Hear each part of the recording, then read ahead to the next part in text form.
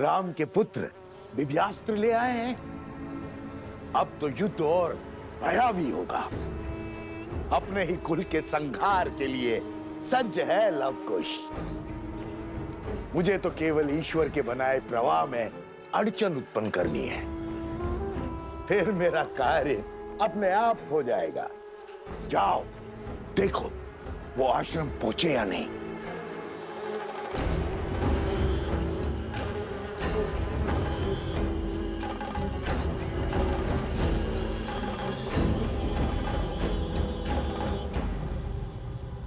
और उस शत्रुघ्न का क्या? वो भी तो लुप्त है। तुम क्या केवल मुझसे प्रश्न करने के लिए जन्मे हो? जाओ वन का कोना कोना छान मारो और ढूंढो उस शत्रुघ्न को। जाओ। जो आज्ञा महाराज।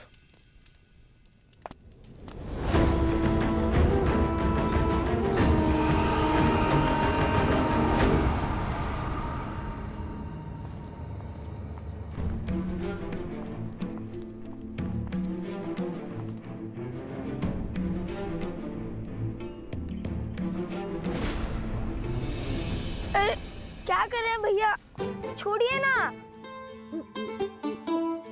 बस अब वो प्रतीक्षा नहीं होती। कब से माता से दूर रहे हैं, अब तो मुझे उनके दर्शन करने दीजिए।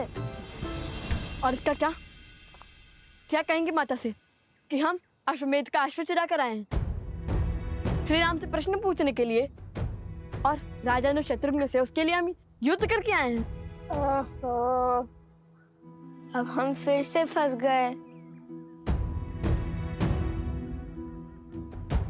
अब क्या करेंगे? जहाँ पग धरो वहाँ समस्या उत्पन्न हो जाती है।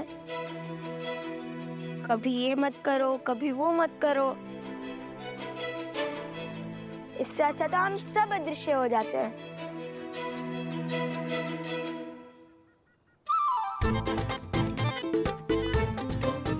ये क्या कर रहे हो कुश?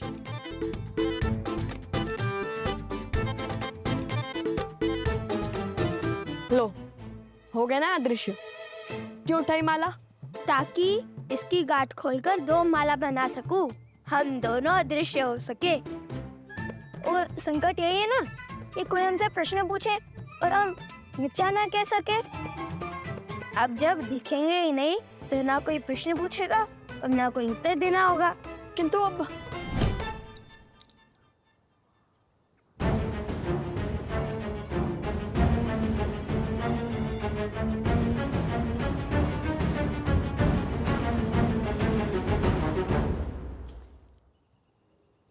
रुकिए, बस एक क्षण और। आप मुझे देख। अवश्य।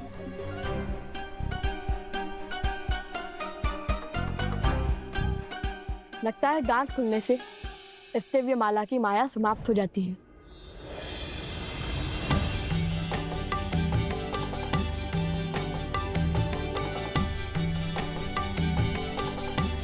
अर्थात ये माला माता सीता और श्री राम के भांति है।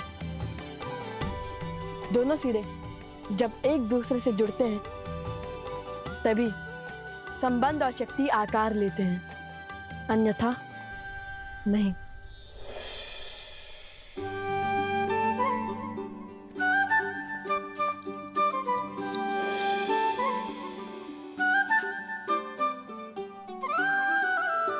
कुश भैया, विश्वास रखिए अपने अनुज पर। उद्देश्य माता के दर्शन है और वो हमें अवश्य होंगे, और वो भी प्रश्न उत्तर के चक्र के बिना। हाँ थे, क्या किया, क्यों किया, इन सब से छुटकारा मिल जाएगा। शीघ्र उनके पास भी तो जाना है जिन्हें छोड़ आए थे, स्मरण है ना?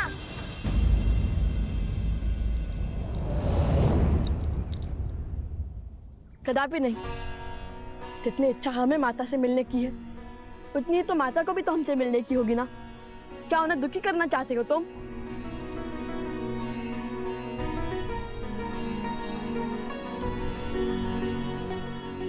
मिल गया हल।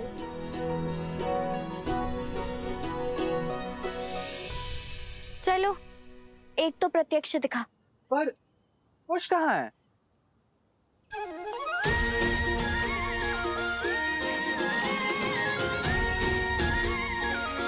ये रहा।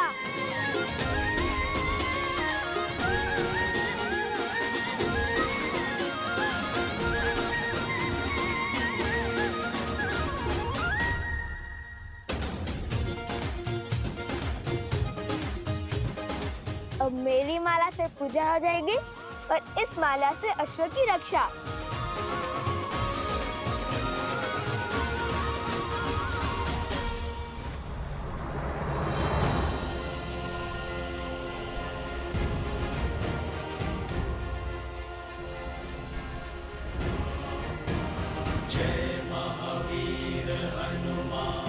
अश्व के 25, किंतु मुझे तो अब तक कोई अश्व ही नहीं दिखा।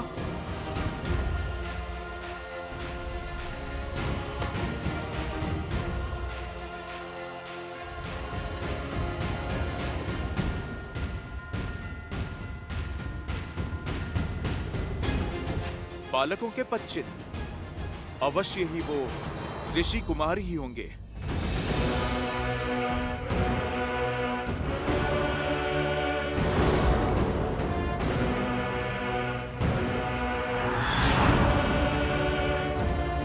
कौन है वहां? कौन है वहां? रुको, रुको।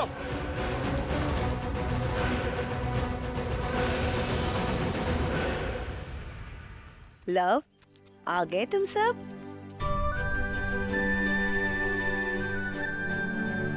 उचित समय पर आए हो। पूजा आरंभ होने वाली है। स्वर कमल कहाँ है?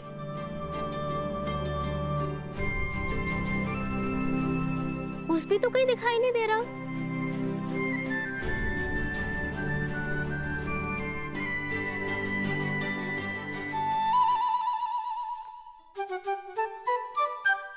कौन है वहां पर?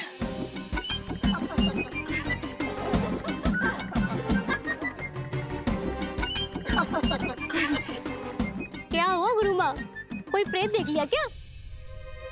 प्रणाम कुमुदिनी दीदी। कौन है? कौन है? बहुत हुआ, अब बस भी करो कुश। कुश? जी गुरु माँ, ये अलकापुरी से लाए हुए स्वर्ण कमल की माला पहनकर आपको सता रहा है।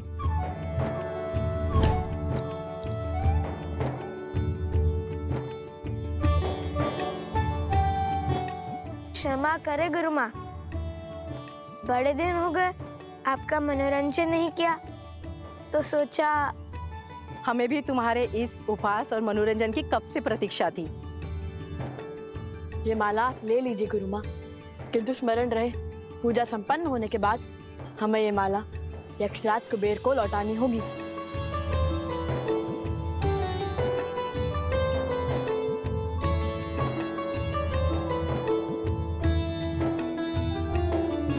माता कहाँ है? उपवन में है, ऋषि भारद्वाज के पास।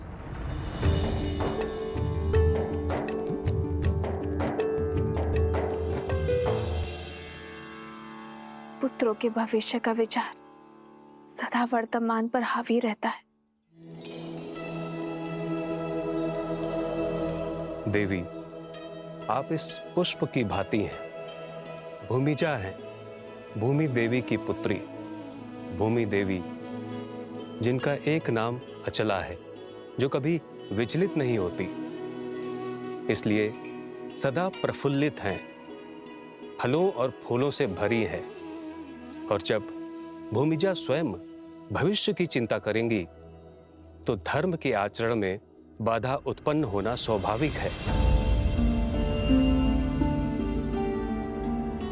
चलिए, क्या राम से विवाह करने से पहले आपने भविष्य के बारे में पूछा था?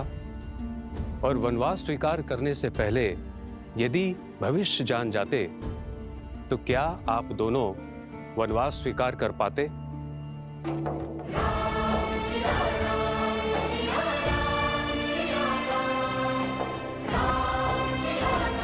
भैया, आपके कंधों पर ही साम्राज्य, और इतने संकटों का भार है, आपको भविष्य की चिंता नहीं देते?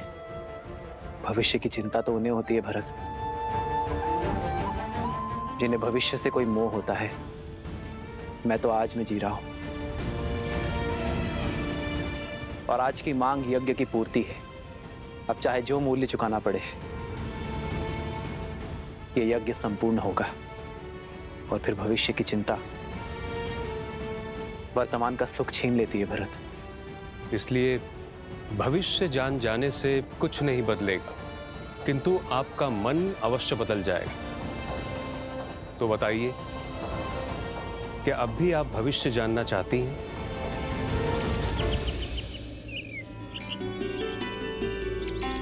प्रेम समर्पण करुणा ज्ञान से है भरा दो प्यारा नाम।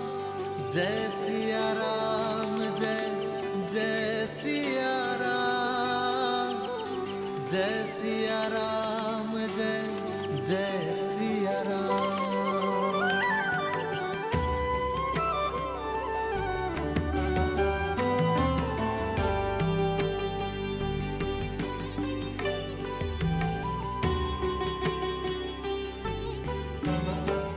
मेरे पति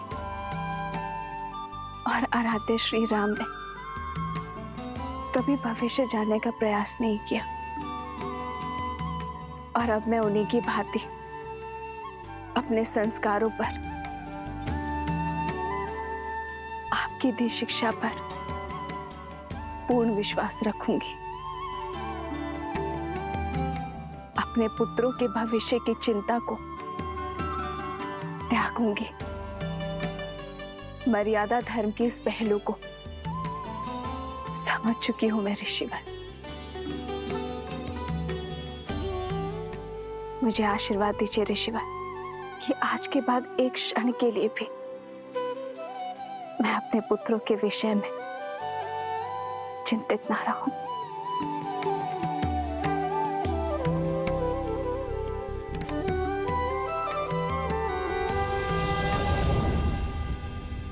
भैया, तो कौन सी चिंता आपके मन को सता रही है जो आप यहाँ भाभी माँ की मूर्ति के सामने ध्यान लगाने चले आए? लवकुश की।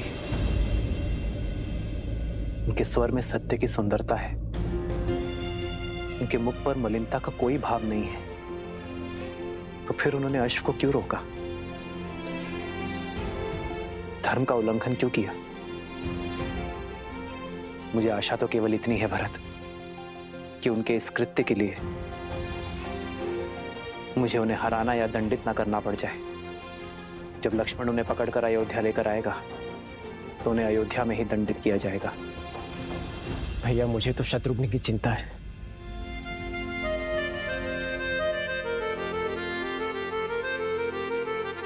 इक्ष्वाकु के वंशजों को हानि पहुंचाना इतना सरल नहीं है भरत। और फिर शत्रुघ्न को खोजने का बेड़ा तो स्वयं हनुमान ने उठाया है, फिर कैसी चिंता? हनुमान पर विश्वास रखो भरत। अब संकट मोचन ही हमें इस संकट से उभारेंगे। जय हनुमान ज्ञान गुण सागर, जय कपीस तिहु लोक उजागर। राम दूत अतुलित बल धामा, अंजनी पुत्र पवन सुत नामा। राम दुआरे तुम रखवारे, होत न आज्ञा बिनु पैसारे। पावन तेज समारो आपे, दीन लोक हाथ करे कापे।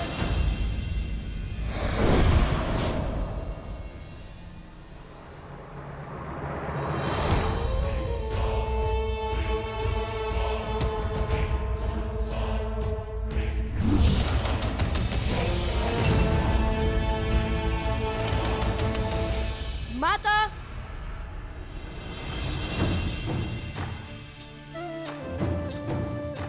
माता,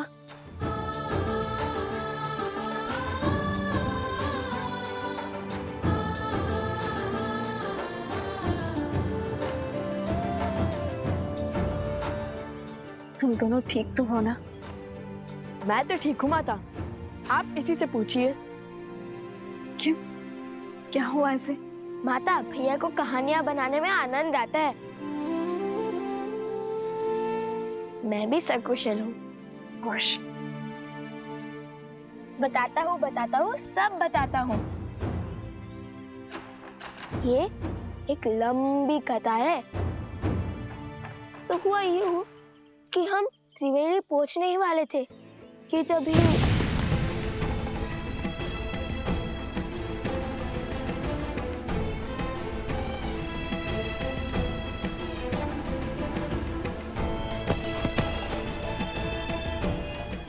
पुत्र पर इतनी बड़ी विपदा पड़ी। तुम स्वस्थ हो ना कुश? बताओ।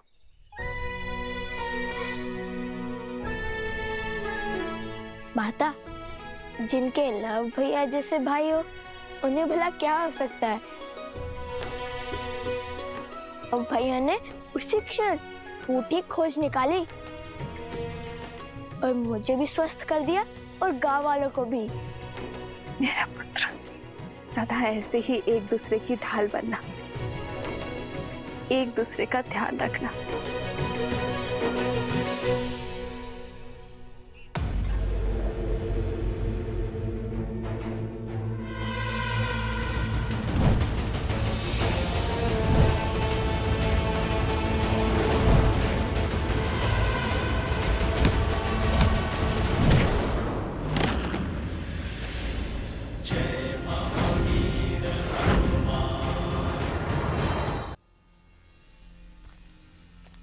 कब तक बचेगा मरकट?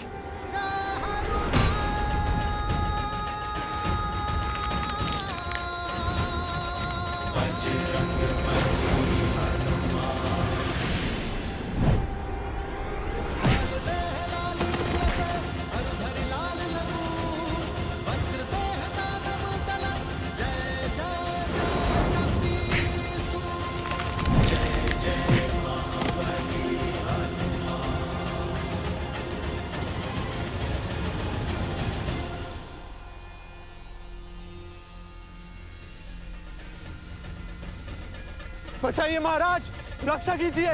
बचाइए महाराज, रक्षा कीजिए। तनिक देखो तो ये दुष्ट जाता कहाँ है और कौन है इसका महाराज?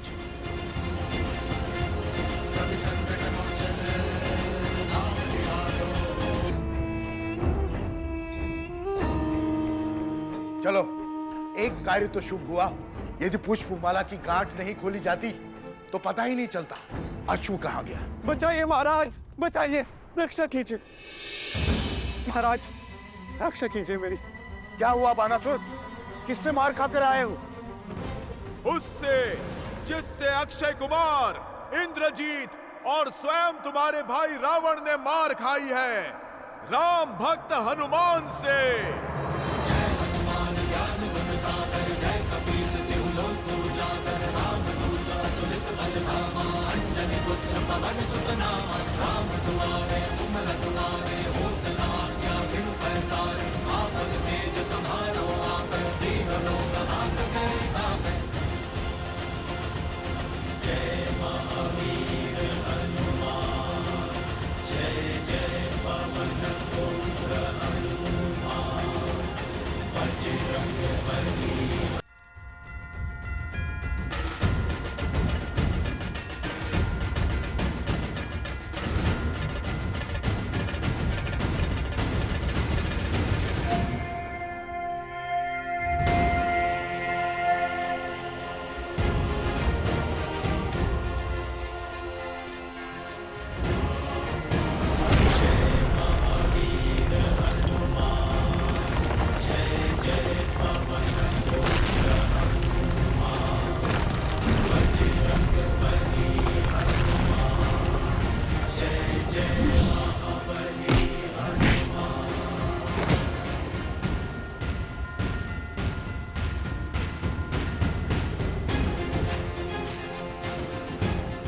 अब आए ना पकड़ में।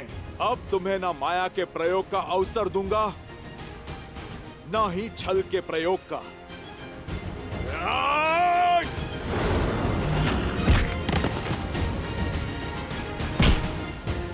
ये मेरी माता पर कलंक लगाने के लिए, ये मेरे प्रभु श्री राम को कष्ट देने के लिए।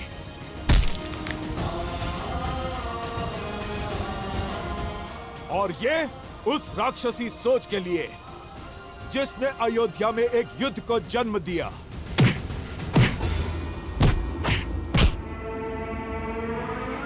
मूर्ख वानर, मैं सहस्त्रमुख रावण हूँ। सहस्त्रमुख रावण, मुझे मारना असंभव है, असंभव।